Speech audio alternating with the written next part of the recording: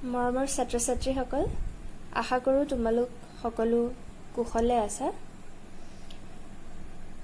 Covid পৰিস্থিতিৰ কাৰণে ইতিমধ্যে তোমালোকৰ পঢ়া-শুনাৰ বহুত ক্ষতি হৈছে। এতিয়ালৈকে স্কুল খোলাৰ অৰ্ডাৰ ওলোৱাই নাই। 6 তাৰিখৰ পৰা ক্লাছ 12 অৰ্থাৎ দ্বাদশ শ্ৰেণী আৰু তাৰ ওপৰৰখিনিহে খোলাৰ কথা কৈছে। স্কুল লেভেলৰ ক্লাছ 10ৰ বা তাৰ তলৰখিনিৰ কথা এতিয়ালৈকে একো উল্লেখ কৰাই নাই আৰু কেতিয়া খুলিব তাৰো একো সঠিক সিদ্ধান্ত ল'ব পৰা হোৱা নাই।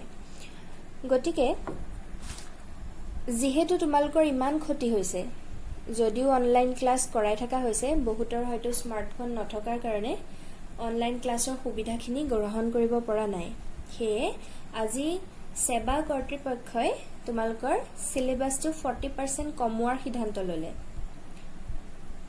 প্ৰত্যেকটো বিষয়ৰে সিলেবাছ 40%কে ৰিডিউচ কৰা হৈছে, যাতে পৰীক্ষাৰ সময়ত অসুবিধা নহয়।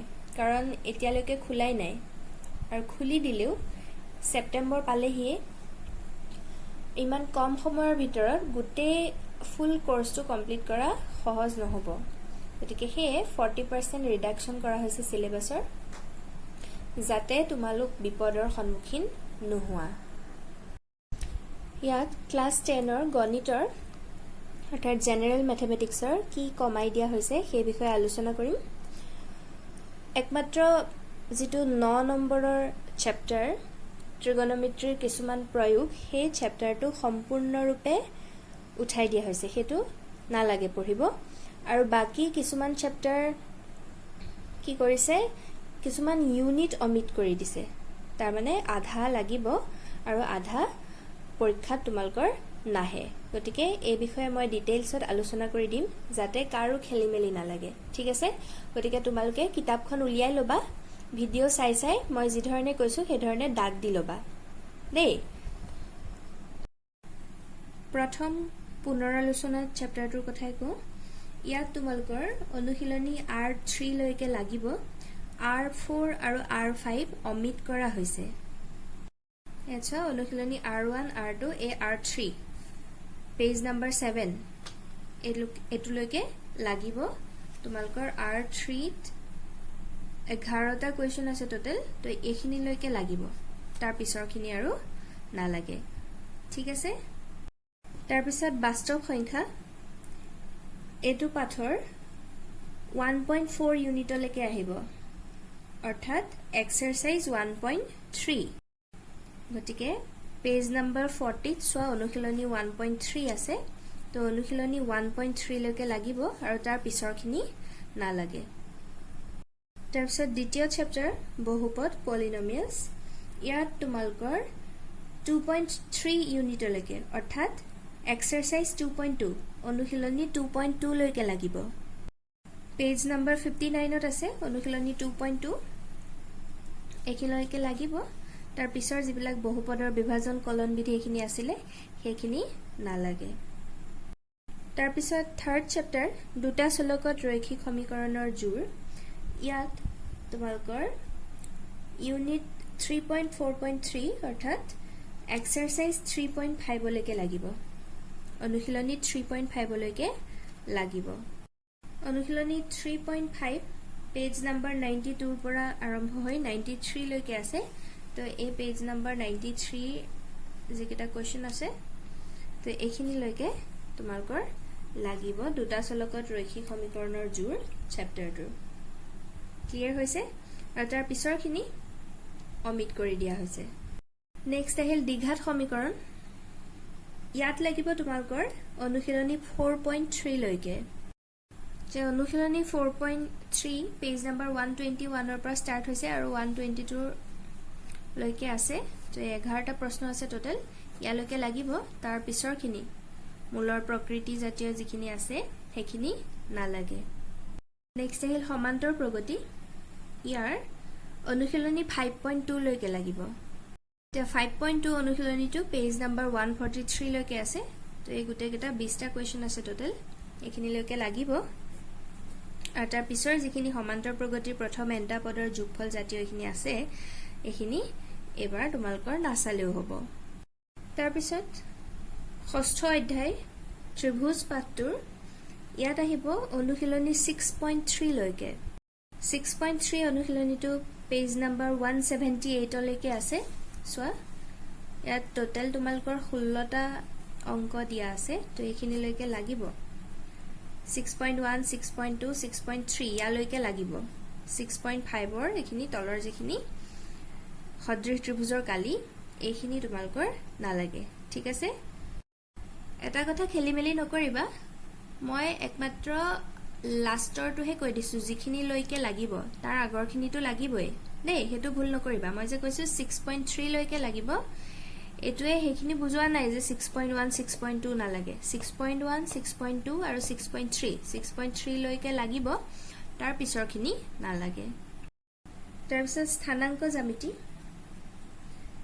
এতিয়া ইয়াৰ অনুশীলনী 7.2 লৈকে লাগিব 7.2 ৰ পিছৰখিনি নালাগে অনুশীলনী 7.2 পেজ নাম্বাৰ 207 লৈকে আছে মুঠতে 10টা অংক আছে ইয়ালৈকে লাগিব 7.1 ও লাগিব লগতে 7.2 ৰ শেষলৈকে লাগিব তাৰ পিছৰখিনি ত্ৰিভুজৰ কালি যিখিনি আছে সেইখিনি নালাগে তাৰ পিছৰ অধ্যায়টো হ'ল ত্ৰিকোণমিতিৰ পৰিচয় ইয়াত তোমালোকৰ এক্সাৰসাইজ 8.1 8.2 আৰু 8.4 লাগিব মাজৰ যেটো 8.3 হেতু অতৰাই দিয়া হৈছে গতিকে ইয়াত এই অনুশীলনটো যেটো সিৰিয়ালি নাই মাজতে উঠাইছে গতিকে অকনমান ভালকে মন দি লবা অনুশীলনী 8.1 লাগিব অনুশীলনী 8.2 লাগিব 8.2 অনুশীলনীটো পেজ নাম্বাৰ 229 লৈকে আছে সোৱা ইয়াত এইখিনি লৈকে লাগিব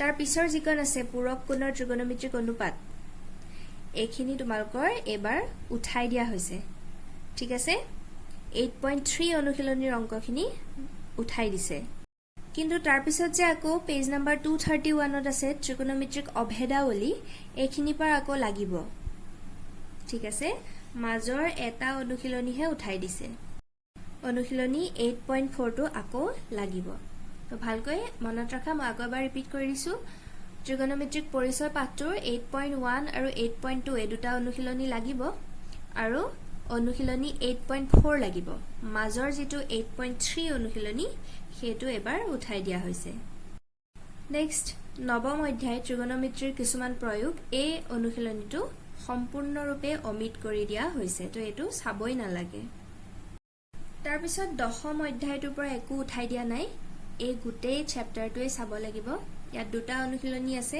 10.1 আৰু 10.2 এই গোটেইখিনি চাব লাগিব এটো পাঠৰ পৰা একো উঠাই দিয়া হোৱা নাই তাৰ পিছত নেক্সট একাদশ অধ্যায় অঙ্কন কনস্ট্ৰাকশনস ইয়াৰ অনুশীলনী 11.1 টোহে লাগিব 11.2 আৰু এইখিনি বাকি পিছৰখিনি উঠাই দিয়া হৈছে ঠিক আছে ইয়াৰ এটা অনুশীলনীহে আহিব অৰ্থাৎ পেজ নাম্বাৰ 263 এই গোটেই 11.1 অনুশীলনীটোত 7টা অংক আছে মুঠতে তো এইখিনি লৈকে লাগিব তাৰ পিছৰ অধ্যায় বৃত্ত সম্বন্ধীয় কালি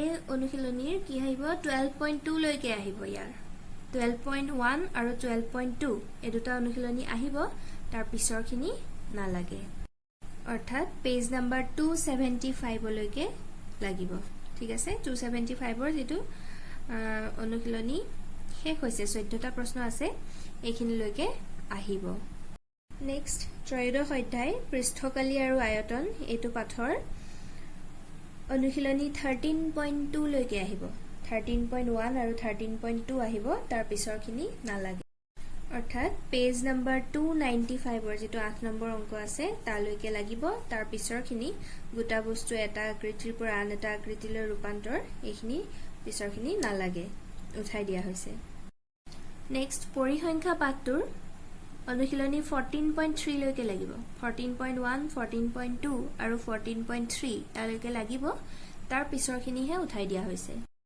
অৰ্থাৎ পেজ নাম্বাৰ 334 সোৱা ইয়াতে অনুশীলনীটো শেষ হৈছেহি এইখিনি লৈকে লাগিব তাৰ পিছৰ যিখিনি সঞ্চয়ী বাৰংবাৰতা বিভাজনৰ লৈখিক ৰূপ এই ইয়াৰ পিছৰখিনি নালাগে আৰু একেবাৰে লাষ্ট চ্যাপ্টাৰ সম্ভাৱিতা এই গোটেই অধ্যায়টোৱে লাগিব ঠিক আছে ইয়াৰ পৰা একো কাটি দিয়া হোৱা নাই গতিকে সম্ভাৱিতা পাঠটোৰ গোটেইখিনি চাব লাগিব ঠিক আছে তো এই ধৰণে তোমালোকৰ কিছুমান মাজে মাজে উঠাই দিয়া হৈছে মই যিমান পাৰো বুজাই দিবলৈ চেষ্টা কৰিছো মই বুজাই দিয়া ধৰণে তোমালোকে কিতাপখনত টিক মাৰ্ক দি লবা ভিডিওটো পজ কৰি ঠিক আছে আৰু লগতে প্ৰত্যেকটো চেপ্টাৰ বা কিমান মাৰ্কছ আহিব সেইখিনিও দি দিছে মই এপাক কৈ দিছো আকৌ ৰিভিজন চেপ্টাৰ পুনৰালোচনা অনুশীলনীটোৰ পৰা তোমালোকৰ 6 নম্বৰ আহিব মেট্ৰিকত ঠিক আছে তাৰ পিছত আহিল বাস্তৱ সংখ্যা তো বাস্তৱ সংখ্যা পাঠটোৰ পৰা আহিব 5 নম্বৰ বহুপদৰ পৰা আহিব 8 দুটা চলকত ৰৈখিক সমীকৰণৰ জোৰ তাৰ পৰা আহিব 7 নম্বৰ দ্বিঘাত সমীকৰণত আহিব 6 নম্বৰ সমান্তৰ প্ৰগতিৰ পৰা আহিব 6 নম্বৰ ত্ৰিভুজ পাঠটোৰ পৰা আহিব 6 নম্বৰ তাৰ পিছত আহিল স্থানাংক জ্যামিতি তাৰ পৰা আহিব 7 ত্ৰিকোণমিতিৰ পৰিচয়ৰ পৰা আহিব 7 তাৰ পিছত বৃত্ত পাঠৰ পৰা আহিব 6 নম্বৰ অংকনৰ পৰা আহিব 4 বৃত্ত সম্বন্ধীয় কালি এইটো পাঠৰ পৰা আহিব 6 পৃষ্ঠকালি আৰু আয়তন এইটো পাঠৰ পৰা আহিব 6 পৰিসংখ্যা পাঠৰ পৰা আহিব 5 আৰু সম্ভাৱিতা পাঠৰ পৰা আহিব 5 নম্বৰকৈ আৰু এইদৰে মুঠতে তোমালোকৰ থিওৰিত 90 নম্বৰ আহিব আৰু বাকি 10 নম্বৰ স্কুলৰ ফালৰ পৰা যাব ইন্টাৰনেল এছেছমেন্ট ঠিক আছে বুজি পাইছা নিশ্চয়